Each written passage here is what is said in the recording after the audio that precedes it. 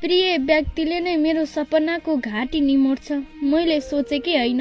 वास्तवमा मैले त्यस्तो प्रेमी रोजेकै होइन। मेरो आत्मा अझै पनि सुरक्षित छैन। मेरो आत्मा अझै पनि सुरक्षित छैन। मेरो चिच्चाहाट कसैले सुन्नै पाएन। त्यो घना जङ्गलमा मेरो सर्वस्व लुटियो। मेरो विश्वासले पनि लाज मान्यो। मैले सुरक्षित मान्ने त्यो अँगालोमा मेरो आँखाबाट खसेको आँसुले यति मात्र बुझाउँथ्यो। मेरो आँखाबाट खसेको आँसुले यति मात्र बुझाउँथ्यो। प्रिय, मलाई सास फेर्ने अनुमति त देऊ न। अरू केही नभए पनि मलाई बाँच्ने हालमा त छोडिदेऊ न। मेरो शरीरले जब सास छोड्न थाल्यो तब बल्ल महसुस हुन लाग्यो आमाले भन्नुभएको त्यो वाक्य, छोरी, कोही पनि आफ्नो हुँदैन। हो, कोही पनि आफ्नो हुँदैन। मेरो गल्ती के थियो? हदभन्दा बढी विश्वास गर्नु। मेरो गल्ती के नै पो थियो? हदभन्दा बढी विश्वास गर्नु। मैले प्रेम गर्ने व्यक्तिको परिचय बलात्कारीबाट चिनिन्छ। मैले सोचेकै होइन। सरकार, मलाई अरू केही चाहिएको छैन। सरकार, मलाई अरू केही चाहिएको छैन। मलाई बस न्याय चाहिएको छ। मेरो आमाको आँखाबाट खसेको एक एक थोपा आँसुको बदला चाहिएको छ। हो, मेरो आमाको आँखाबाट खसेको एक एक थोपा आँसुको बदला चाहिएको छ। आशा नै आशा थिए यी आँखामा, फुल्दै गरेको एउटा फुल थिए म। थोरै चञ्चल, थोरै नादान, भर्खर त जीवन सिक्दै थिए म। मेरो सपना पनि अरू जस्तै थियो, ठुलो मान्छे बन्ने, आमा बुवाको शिर उच्च बनाउने, उहाँहरूको गर्व बन्ने। तर बुनिएका ती सपना पुरा हुनु अघि नै भाँसियो। जीवन जिउन सिक्नु अघि नै मेरो जीवन मबाट खोसियो। म त फुल जस्तै सजिनु पर्ने थिए, जीवनभरि फुलिरहनु पर्ने थिए। तर दानवको शिकार बने म आमा, फुल्न नपाउँदै चुडिएको फुल बने। न त कसैले मेरो आँसु देख्यो, न त कसैले सुने मेरा पीडादायी स्वर। भोको दानवले लुछ्यो मलाई र सधैँको लागि बन्द भयो आमा तिम्रो छोरीको स्वर। जिउँदो हुँदा लुछेर मृत्युसम्म पुर्याए, आफ्नो दिदी बहिनीको दाई भाइ रे त्यो, अनि मलाई चाहिँ तेर्सो नजर देखाए। मेरो चिच्याहाटले गुन्जिएको थियो त्यो अँध्यारो रात, तर कोही आएन। आफ्नो चेलीलाई आँखा लगाएको भए कति पोल्थ्यो होला त्यसको मन। तर म पनि कसैकी चेली हुँ भनेर त्यसले थाहा नै पाएन। नजर नै बाङ्गो भएपछि कुनै वस्त्रले बचाउन नसक्दो रहेछ आमा। सोच नै नीच भएपछि कुनै कानुनले रोक्न नसक्दो रहेछ आमा। त्यो दानवले मेरो शरीर मात्र होइन, मेरो सपना लुछ्यो, मेरो भविष्य लुछ्यो, घरको भाइटिकाको उज्यालो लुछ्यो। मेरो शरीर मात्र होइन आमा, मेरो आशा भरोसा र यी आँखाभरि सजाएका सिङ्गो सपना लुछ्यो। मलाई न्याय देऊ, मलाई न्याय देऊ। धिक्कार छ त्यो नामर्द जो आफ्नो चेलीको घर भई अरूको चेलीको डर भन्छ। मलाई न्याय देऊ, मलाई कानुन देऊ। मेरो शरीर त्यहाँ मरण फेला परेको छ, मेरो अन्तिम इच्छा। मलाई शान्ति दिन चाहन्छौ भने मेरो नामको चुरा पोते होइन आमा। त्यो दानवको रगत मलाई देऊ, त्यो हत्याराको हत्या मलाई देऊ। कानुन देऊ, न्याय देऊ। कति मार्छौ म जस्ता कानुन, किन चुप लागेर बस्छौ तिमी? मलाई न्याय देऊ। आमा, घरबाट निस्किएको म यदि फर्किन भने के गर्छौ? मेरो कोठाको ढोकामा हेरिरहन्छौ कि मेरो फोटो समातेर चुपचाप रुन्छौ? आमा, हेर न, मेरो देशमा न्याय मरेको छ। संविधानका शब्दहरू कागजमै सुतेका छन् र आमाका आँसुहरू माटोमा खसिरहेका छन्। आज फेरि एउटी छोरी लुटिएकी छ आमा। आज फेरि एउटी छोरीको सपना माटोमा मिसिएको छ। हेर्नु त आमा, मेरो देशमा न्याय मरेको। कसैलाई प्रेम गरेर विश्वास गर्नु पास हो बनेछ, मायाका शब्दहरू नाटक बनेछ। हेर न, न्याय मरेको मेरो देश, बलात्कार त यहाँ हाँसो बनेछ। कतिसम्म नामर्द होला नै ती अस्मिता लुट्ने मान्छेहरू। कसरी सक्छन् होला एउटी आमाको काखरी त्याएर आफ्नो आत्मालाई शान्त बनाउन? तब एउटी छोरीको चिच्याहाट आकाशमै हराउँछ र कानुन कागजमा कैद हुन्छ। साँच्चै मलाई यो देशमा डर लाग्छ आमा आजकल। यदि म पनि एक दिन घरबाट निस्केर फर्किन सकिन भने मेरो बाटो हेरेर रातभरि नबसे है, किनकि त्यो बाटोमा सायद न्याय कहिले आउँदैन आमा। बरु मेरो नाम सम्झेर यो देशलाई सोध्नु, किन बारम्बार छोरीकै सपना टुट्छ, किन बारम्बार आमाको काख रित्तिन्छ, किन बारम्बार निर्मला र स्मिता लुटिनु पर्छ, किन बारम्बार यो निर्मल आत्माको हत्या हुन्छ। र अन्त्यमा त्यो आकाशतिर हेर्दै भन्नु, मेरो छोरी त फर्किन सकिन, तर अब कसैको छोरी लुटिएको खबर सुन्न नपरोस्।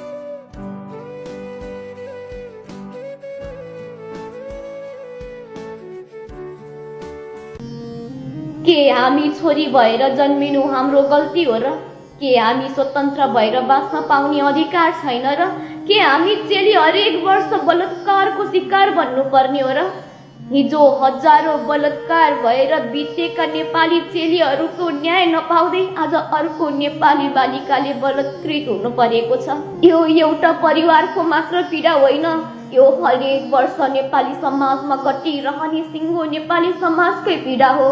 कापी र कलमसँग सुनौलो भविष्य खोज्दै हिँडेकी यिनी साबिका प्रेम जस्तो पवित्र नाम पाएको प्रेमीको क्रूर हातबाट हत्या हुन पुग्यो। हिजो कैयौं नेपाली चेलीहरू बलात्कारपछि मृत्यु भएको छ। आज उनी परिन्, भोलि म पर्न सक्छु, मेरो दिदी बहिनी मेरो परिवार पर्न सक्नुहुन्छ, भोलि तपाईको परिवार पर्न सक्नुहुन्छ।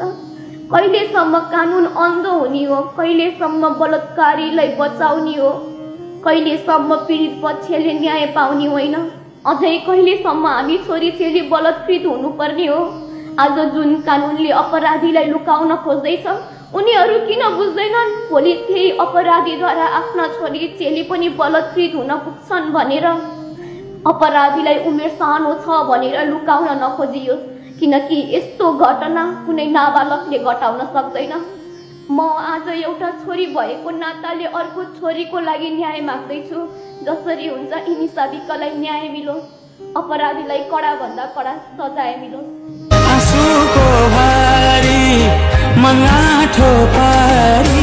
मेरो मम्मीको चिन्ता 7:01 सुरु हुन्छ। छिटो घर आऊ भन्नुहुन्छ कि मैले अरूलाई केही गर्छु भनेर हो र? म कतै हेल्पलेस भएर बसिरहेको छु कि भनेर डर लाग्छ उनीलाई, र म थाकिसकेँ यो डरबाट।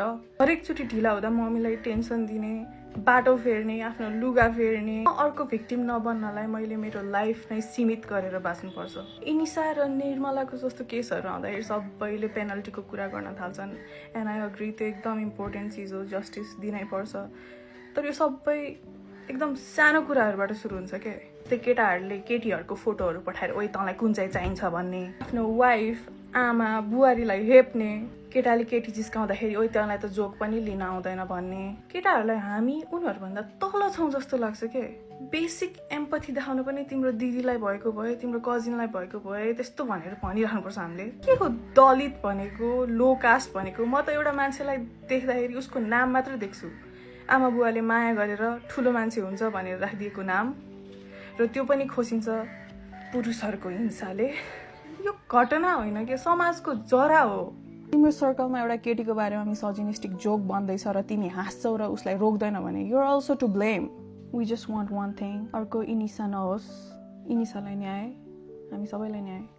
कोही प्रेमी बनेर आयो, रावणको अनुहार लुकाई राम बनेर आयो, मिठा मिठा प्रेमका बातमा फसायो, 2-4 आफू जस्तै राक्षस बोलाई मृत्युको मुखमा पुर्यायो। साँच्ची भएछ यो कलियुगको प्रेमसँग, किनकि यहाँ प्रेमी बलात्कारीको रूपमा भेटिन्छन्, प्रेमको अस्तित्व खोज्ने अपराधी भेटिन्छन्। आयो एउटा प्रेमी अस्तित्व खोज्न बनेर अपराधी, प्रेमीकै रूपमा भेटिन्छन् प्राय यहाँ बलात्कारी। साँच्ची भएछ यो कलियुगको प्रेमसँग, किनकि यहाँ प्रेमीकै रूपमा बलात्कारी भेटिन्छन्। आमा, तिमीलाई थाहा छ मलाई सबैभन्दा बढी पछुतो आफू छोरी भएकोमा छ, तर तिमीसँग होइन, दैवसँग। आजैका बिहानै जब हात नखबार पर्यो, पहिलो पृष्ठमा आँखा घुमाउँदा बलात्कार पछिको हत्याको समाचार थियो। त्यसपछि मैले धेरै शब्द पढ्न सकिनँ। शीर्षक नै काफी थियो। मेरो सपनाको महल भत्कियो, मेरो सुरक्षाको कवच तोडियो, मैले आफूलाई नग्न पाएँ। मैले आफूलाई लाचार देखेँ। मैले बनाएका हरेक बन्धनहरू तोडिएका थिए। मैले आफ्ना ठानेका सबैहरू मैले गलत देख्न पुगेँ। त्यहाँ केवल एउटी बालिका होइन, सारा छोरीहरूको अस्तित्व मेटिएको थियो। सारा छोरीलाई मारेको मलाई महसुस भएको थियो। तिमीलाई थाहा छ, त्यो क्षण मैले आफूलाई सम्हाल्न सकिनँ। अब मलाई धेरै सपनाको महल जुलाउनु थिएन। बस केवल सुरक्षित बाँच्न पायो हुन्थ्यो। तर होइन आमा, यहाँ आफ्नै मानेको गुरुबाट कुव्यवहार भइरहेको छ। कुदृष्टिको दैनिक प्रहार भइरहेको छ। म हिँड्ने गल्लीमा ढुङ्गा पनि मलाई गिचाउँछ। तिमीलाई थाहा छ, मलाई आफ्नैहरूको नजरबाट पनि असुरक्षाको गन्ध आउँछ। अझ एक होइन, प्रत्येक नारी हारेका छन्। जब समाचार सुन्न पुगे, आफूलाई कमजोर महसुस गरिरहेछन्। कति बेलासम्म त म भन्न सक्दिनँ, तर यो मुलुक खुसी छैन। कुनै फुल बगैँचाबाट उखेलिएको थियो। कुनै सपना महलभित्र पसेर भत्काइन पुग्यो। बाबाले डाक्टर बनाउँछु सोचेकी छोरीलाई मृत अवस्थामा जङ्गलमा भेटियो। त्यसपछि हालत कसको के छ मैले सोच्न सकिनँ। त्यसपछि कसलाई दोष दिउँ मैले मेसो पाइनँ। तर मैले आफूलाई सुरक्षित भेटाइन। म कसैलाई विश्वास गर्न सक्ने हालतमा छैन। न कानुनले केही गर्न सक्ला, न सपनाहरू फेरि फेरिन सक्लान्, न त उनी फेरि फर्केर आउलिन्, न त कुनै दिन न्याय पाउलिन्। मलाई धिक्कार छ आफू छोरी भएकोमा।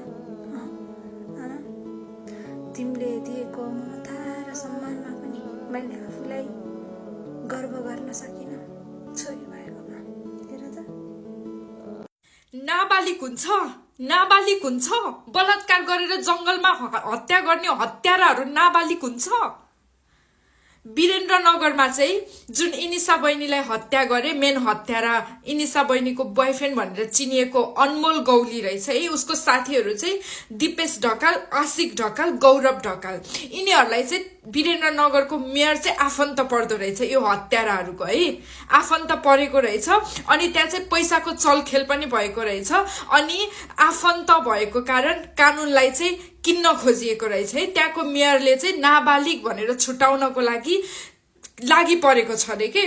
यदि त्यस्तो हो भने निर्मला पन्त हत्याकाण्ड जस्तै इनिसा बहिनीको पनि यत्तिकै केस मर्छ, यो फाइल यत्तिकै क्लोज हुन्छ, हत्याराले सजाय पाउँदैनन् भने नि नेपालमा 60% भन्दा बढी पुरुषको भन्दा महिलाको जनसंख्या भएको देश हो हाम्रो नेपाल। भोलि आमा, दिदी, बहिनी, साथी, सङ्गी हामी छोरी मान्छेहरू चाहिँ माइती घर मण्डला नेपालमा जान जरुरी छ है।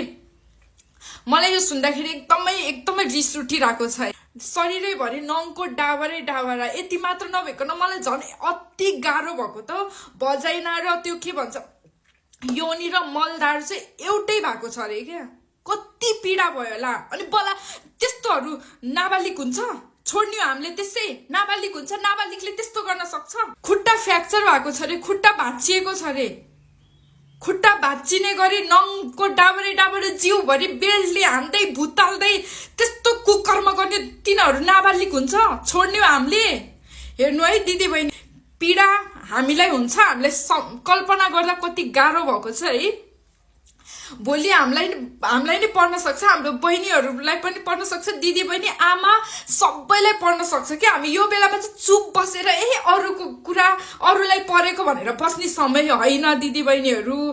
रञ्जना दलित दिदीले चाहिँ सार्वजनिक गर्नुभएको छ। भोलि चाहिँ दिदी बहिनीहरू हामी जति सक्छौँ सबैजना चाहिँ माइती घर अगाडि भेला हुने भनेर। सम्भवतः म दिदीसँग कुरा गर्दैछु, म पनि जान्छु होला। हामी सबै मिलेर चाहिँ यो कुरामा चाहिँ आवाज निकाल्नुपर्छ।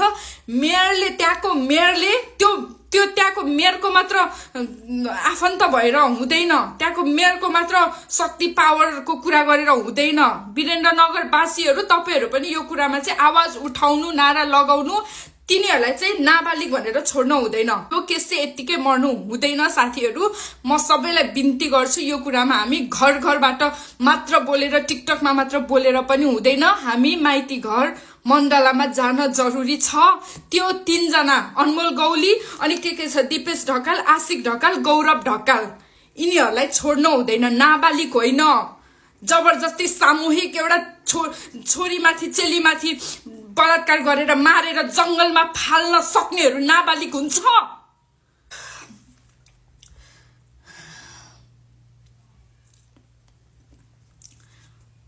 हाम्रो नेपालमा चाहिँ यस्तो यस्तो केसहरू चाहिँ आफन्त पैसा पावरले न्यायहरू किन्न खोजिरहन्छ है। पहिल्यैदेखि पहिलाको मान्छेले जे गरे त्यो हामीलाई बाल भएन। अब जेसुकै गरे जसुकैले यस्तो कुरामा आवाज उठाएन, न्याय दिएनन् है।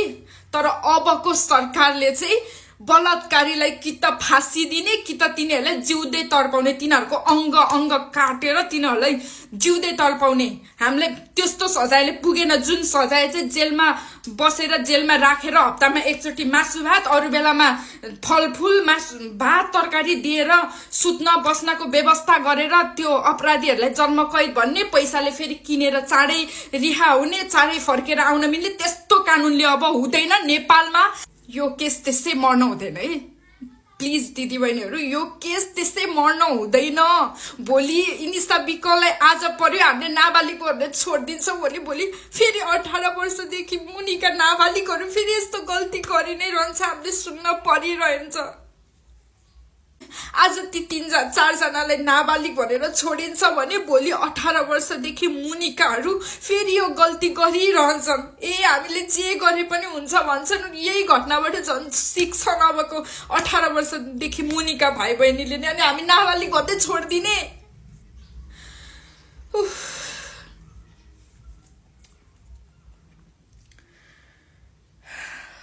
बलात्कारीलाई फाँसी दे कि त नारीलाई गर्भमै मारिदे। इनिसालाई न्याय दे, हामीलाई पनि बाँच्न दे। छोटो पहिरनको कारण बलात्कार हुन्छ भन्ने समाज कता छ आज? निर्मला पन्त, निरु बिक, निशा बिक यी नामहरू अझै समाचारमा मात्रै सीमित छ। म जन्मिएको देशमा न्याय हराएको छ। हरेक पटक पटक पटक घटना दोहोरिरहन्छ। केही दिनपछि सबै मौन हुन्छन्। कसैको जिन्दगी त कसैको सर्वस्व सकिन्छ। अपराधी खुलेआम अर्को जिन्दगी बर्बाद गर्न निस्किन्छ। अझै कति छोरीहरू मर्नुपर्छ? अझै कति बालिकाले यो पीडा सहनुपर्छ?